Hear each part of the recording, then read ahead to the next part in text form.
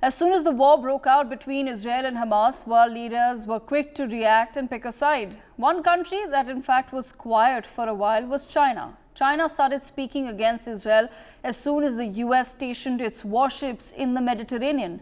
As per reports, China has now spoken to Saudi and made its position on Israel clear. It said, and I'm quoting now, Israel's actions have gone beyond self-defense and it should heed the call of the international community and the Secretary General of the United Nations to stop its collective punishment of the people of Gaza.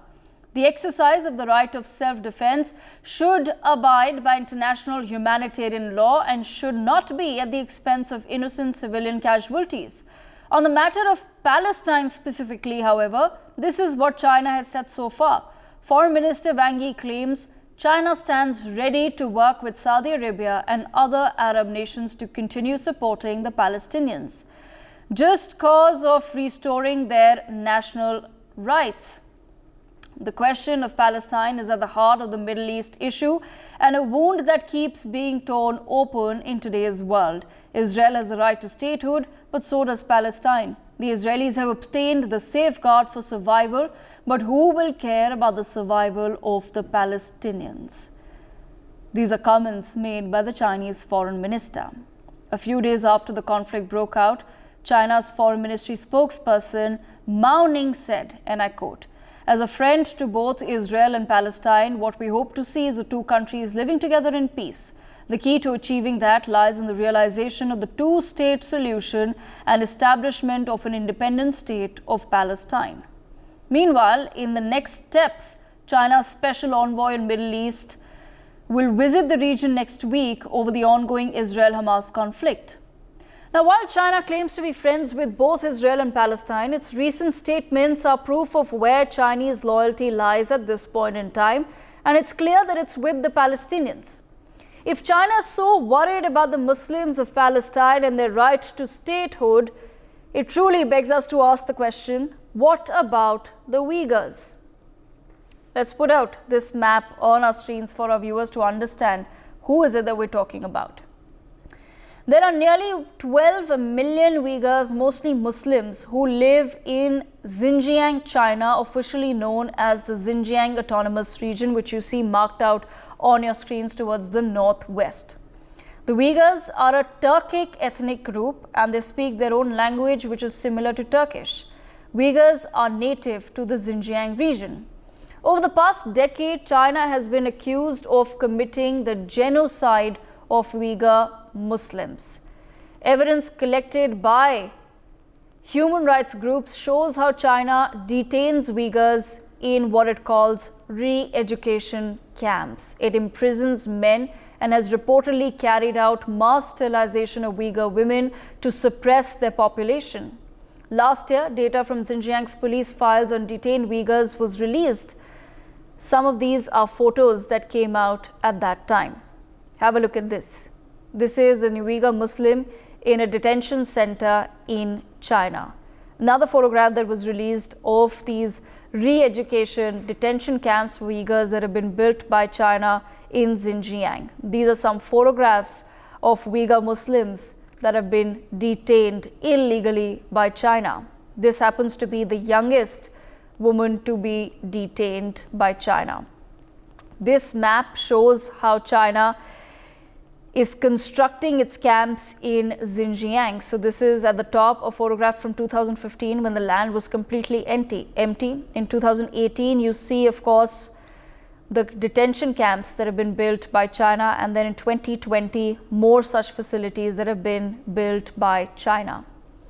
China has further reportedly imprisoned and detained over 600 imams and other Muslim religious figures from Xinjiang as part of its crackdown and genocide. Let's put out some of these images as well on our screens just to show our viewers. This is a closed down mosque near Kashgar with barbed wires and a surveillance camera in the foreground. This is the status of mosques in Xinjiang. Experts believe that 16,000 mosques have been destroyed in Xinjiang, which is a 2/3 of the total that exist. Now, I could talk about this for hours and the time would not be enough to explain the crimes that China is committing in Xinjiang. My point, however, is very simple. If China claims to be worried about the Muslims of Palestine, what is it doing to the Muslims in China? Why are Uyghurs labeled extremists and terrorists by the Chinese, and not a single nation that is currently backing Palestine has ever even acknowledged the genocide of Uyghur Muslims?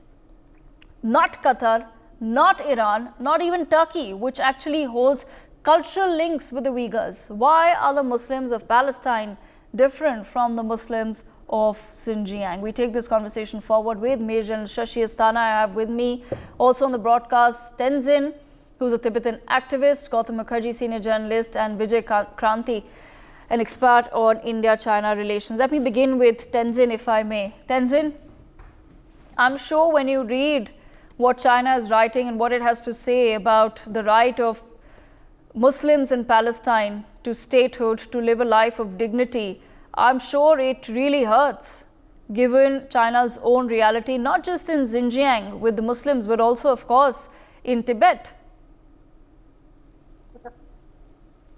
Well, today, when China is supporting Hamas' attack on Israel, it's not because they are Muslim, or it's not because China is genuinely concerned about Muslims or any of the Palestinian case. It's mainly because China today sees that this Hamas attack on Israel is China's opportunity to divide United States efforts. So for China, this is an effort to deflect United States so many different concerns. This is also China's attack on the people of Palestine, where they say this, but they actually meant something else. So we should look at this from a much larger perspective, that China is today playing a very dirty international politics here. And main aim for China is to consolidate whatever allies they are able to gather and try to depose United States as the biggest superpower. Because here, as you were asking me this very question, China has occupied Tibet, East Turkestan, Southern Mongolia, Manchuria, and all these China's occupied countries put together make 60% of China's landmass, and particularly East Turkestan, which China says it's called Xinjiang. It's a country of 1.8 million square kilometers of land. 20 million Uighur people who are of Islamic faith live there. And that is the country where China has banned any practice of Islam there. China has banned Muslim women in wearing the burqa. China has banned men, Uighur men from sporting beard and any kind of Islamic practices in that country. So China's support to Hamas is not because they are concerned about the Muslim faith. And China is further causing this kind of divide among the Muslims and also their supposed support to. So this is the dirty international politics China is playing. Okay, Tenzin, thank you so much for shedding light on what China is actually doing, what China is up to. But Mr. Vijay Kranti, coming to you, sir. It's obvious, of course, what China is doing. And as Tenzin pointed out, China really doesn't care about the Muslims of any place. It's doing whatever it is in the Middle East for its own gains, for its own goals. What's bizarre is that the countries that are currently fighting for the right of Muslims of Palestine completely ignore China when it comes to Uyghurs. Yes. You know, this whole case, the very first thing, it's not the issue of Palestinians which becomes number one. It is the double standards of the Islamic countries, the Islamic leadership, which is exposed. On the one hand, they are talking of Palestine and even going all out in support of a terrorist group like Hamas. But on the other hand, None of them has the courage. None of them. There are 22 countries which are member of the Arab League, and very shamelessly they are supporting China for its record on what they are doing or they have been doing for last from 1949 to, if you calculate, 74 years. They are destroying Islam mercilessly, thoughtlessly in Xinjiang, which its original name is East Turkestan. And China had occupied it in 1949. And since then, they are eradicating Islam so mercilessly. And it's very unfortunate that countries like Turkey itself, Qatar, and you name any country, if I leave a few names, it will appear as if they are better. They are standing with China. If I give you an example of recently what happened from 30th May to 2nd of June this year, a delegation of Arab League, which is a group of 22 Muslim Islamic Sharia countries, they went to Xinjiang on a conducted tour organized by Chinese government. And they were so blind, at least mentally they appear to be blind, when they come out and give a certificate to China that they are very nice to the Uyghurs, the Muslims. And the reality is, what they have been doing, I will give you only a few examples. There are forced marriages between the Han settlers and the Muslim women of Uyghurs. They forcibly carry abortions of the Muslim women just to stop increasing the number of Muslims there.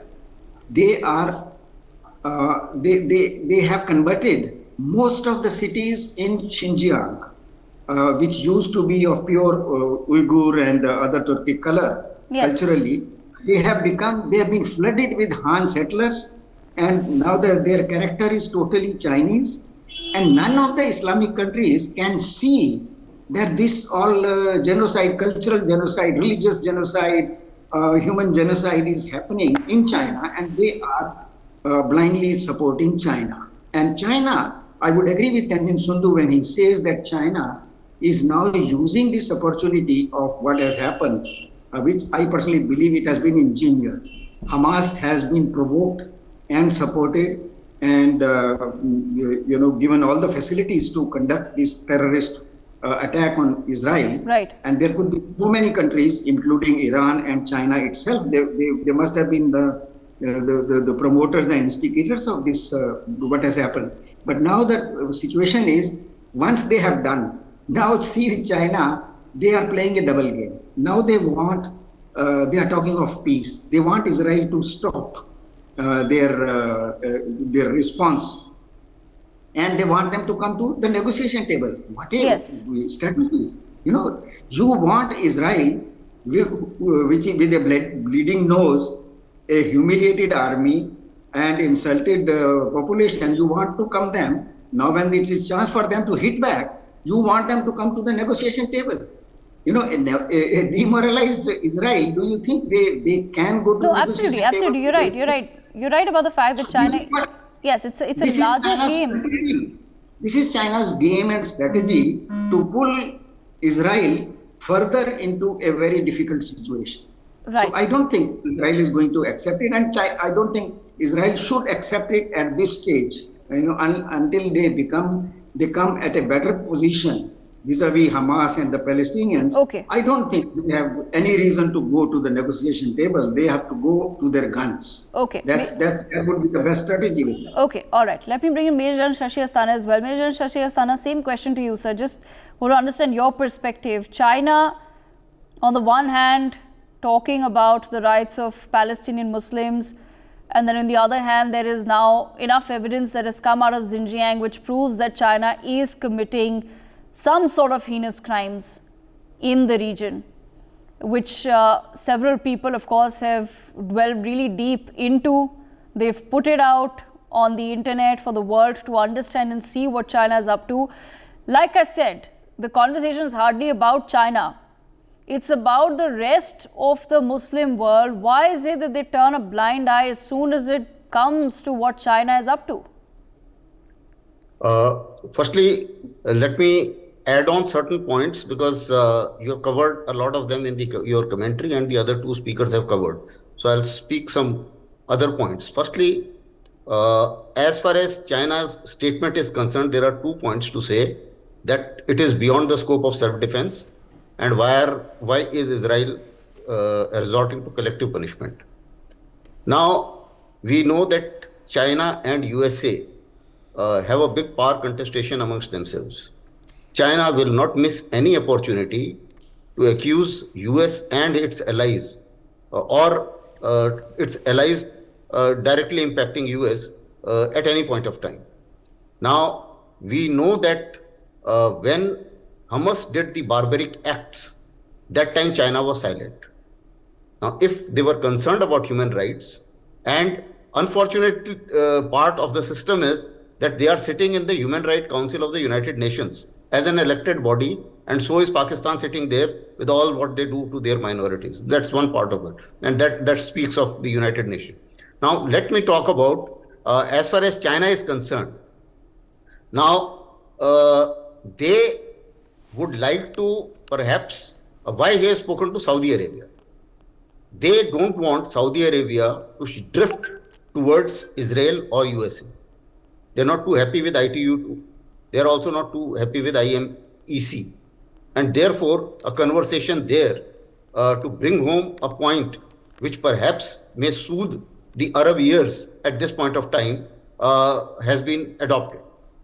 Now, as far as China's track record about Xinjiang is concerned, that you all have covered, I won't amplify on that. The only thing I will say that I asked this question directly to the Vice President of the Uighur Council in one of the discussions.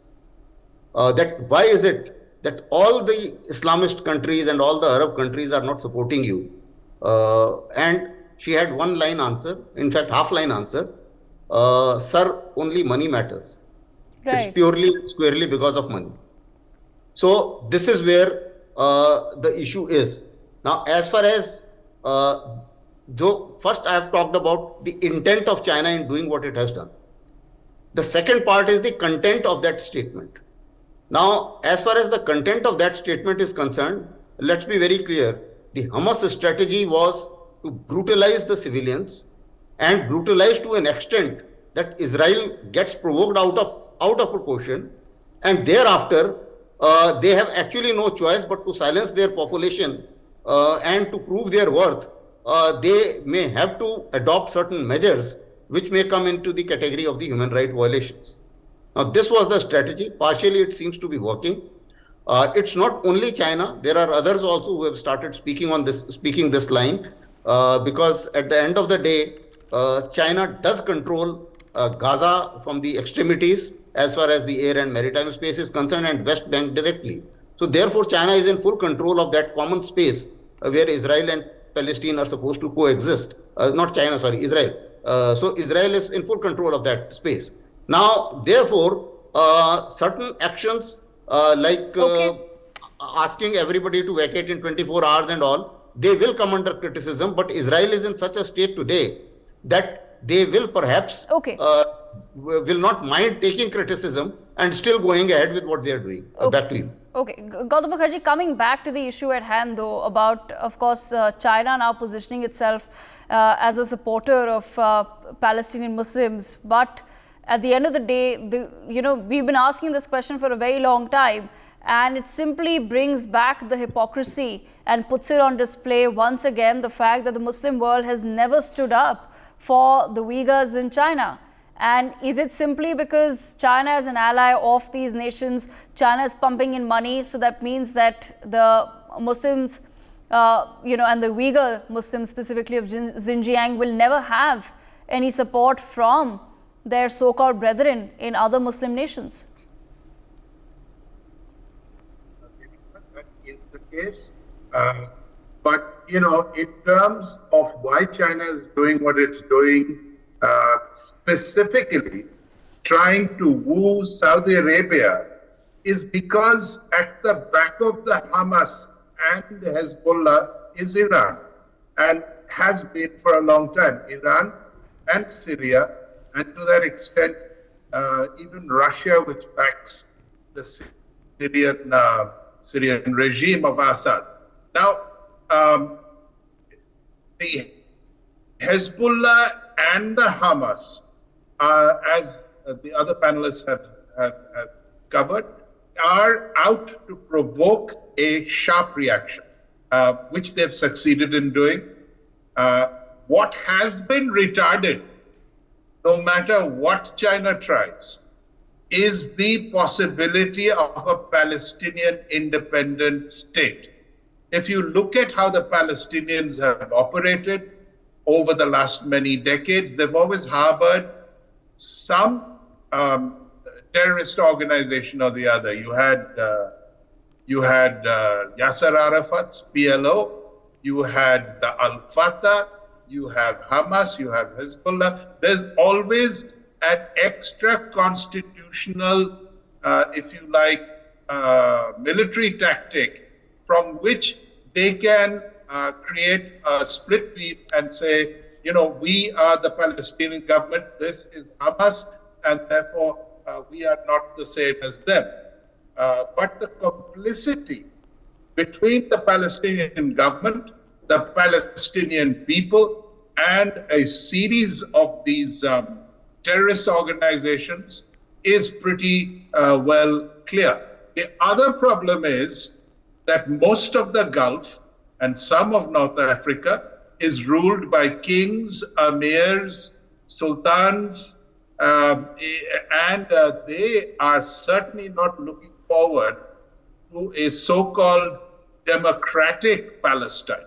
So that is not going to happen. It's not that there'll be lip service paid. It's not going to happen. Neither is Saudi Arabia quite interested in going into the Chinese camp to a market degree. It has to a certain extent.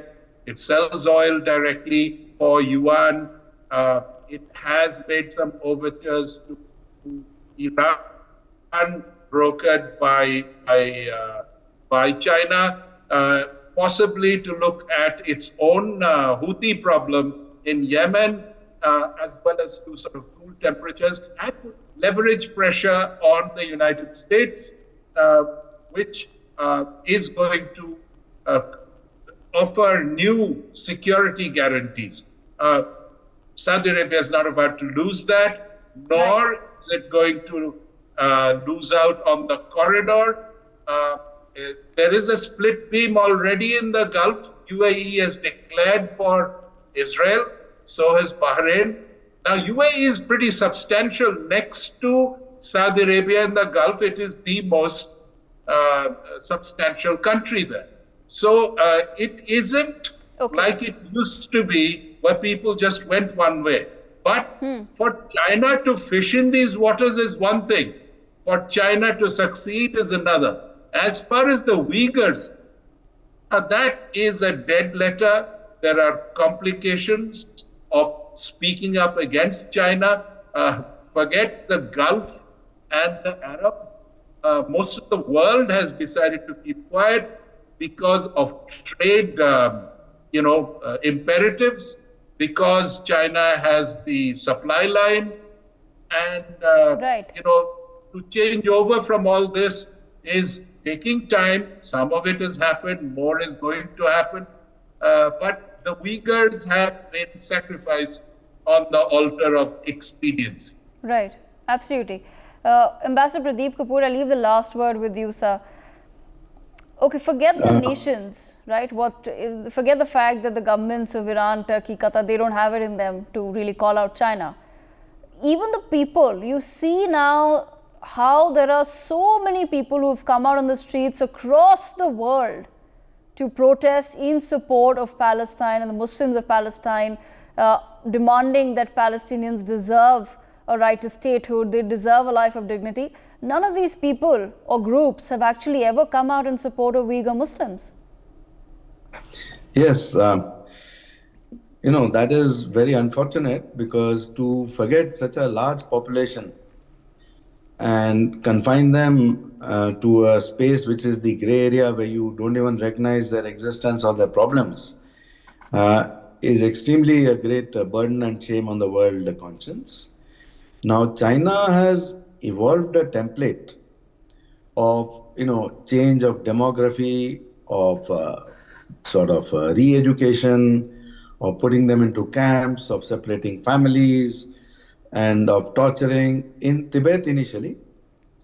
And that same template is now being replicated, has been replicated for many decades now with the Uyghurs also in Kyrgyzstan, not Kyrgyzstan, in the East Turkestan area.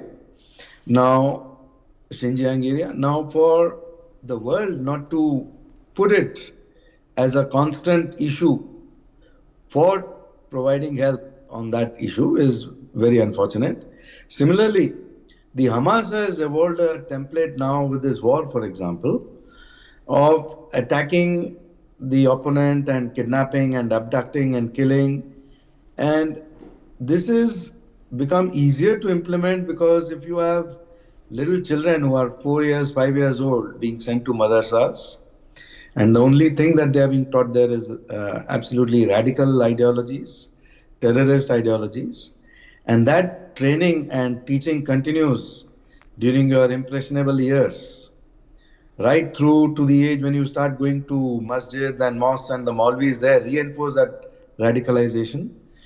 So it is like a ticking time bomb for many countries, and for the world to realize that it is not going to be easy to deal with this issue, which is going to explode in more and more places as the days go by, what has happened inside of Israel today. So while there may be these protests which are in support of the Palestinians and their right to a dignified way of life, but for the world security establishments, for the world strategic establishments, for the think tanks of the world to take cognizance of this issue is very important. On the other hand, China also sees the rise of India as a very big threat. And it also wants to see how to slow down that. The India, Middle East, Europe corridor, which was announced at the G20 meeting recently, that is a sort of a direct, alternative to the Belt and Road Initiative. Now, if the possibility of that happening would have been much higher without this disruption, but it will still happen once this disruption is brought under control. Right. So they want to see how to impact that also, because once the India, Middle East, Europe corridor becomes a very flourishing initiative with a lot of economic possibilities suddenly coming for all those people, the Belt and Road Initiative will start becoming less and less important and everybody will start ignoring it completely. Right. So they do not want that to happen. So now for them, it plays to their advantage if they disrupt these sort of initiatives. So using countries like Iran, because if Iran has got this money of 6 billion just approved to be, allowed to be used by Iran, but for China to support with some sort of financial aid to Iran to keep on keeping the fires burning in the places which will be disruptive for the US, for India, for the democracies, and for Israel and other countries is much easier than to get directly involved. So if you are able to trace the funding of all this Hamas, and if you are able to control that funding, and if that is coming from China through Iran or wherever, automatically a lot of the efforts of Hamas, because Hamas does not have indigenous capabilities to fire 5,000 rockets within a matter of hours. Yes. Hamas does not have the capability to blow up those fences. Hamas does not have the capability to have hand gliders. Now, who's providing all that equipment and the training and the money behind all those efforts? So once the world focuses on the money trail, and the money trail leads to countries like China, automatically the world focus will have to be on how to control it for the future. Because on the one hand, you have the, all the fire waiting to be lit because of the training which you are giving to all these young children in the entire Muslim world through madrasas and mosques. And on the other hand, you have China, which is just lighting those little fires, which are going to become bigger and bigger.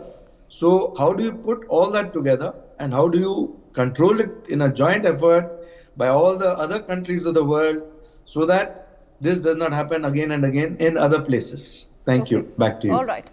I've completely run out of time, but I thank all of our panelists for joining us to take this conversation forward. On the other side, we discuss what could be the possible aim behind this particular war. Stay tuned. For more such videos, subscribe to the NewsX YouTube channel, hit the bell icon.